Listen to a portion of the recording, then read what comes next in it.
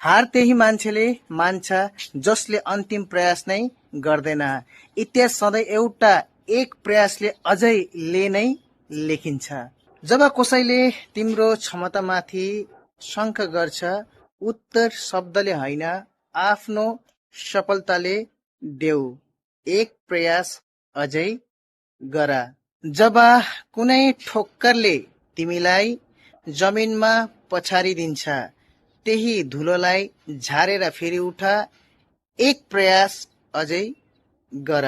जब लक्ष्य धेरै टाढा देखिन्छ, पाइला रोक्ने होइन, गति बढाउने समय हो। एक प्रयास अझै गर। जब चारैतिर अन्धकारले घेर्छ, अरूको उज्यालो पर्खिनु होइन, आफै मशाल बनेर हिँड। एक प्रयास अझै गर। जब संसारले भन्छ तिमीबाट हुँदैन, त्यही क्षण संसारलाई गलत साबित गर। एक प्रयास अझै गर। किनकि हार अन्तिम होइन, हार त अर्को जितको सुरुवात हो र त्यो इतिहासको पहिलो पंक्ति सधैँ एउटै हुन्छ, एक प्रयास अझै। सबैको जय होस्। धन्यवाद।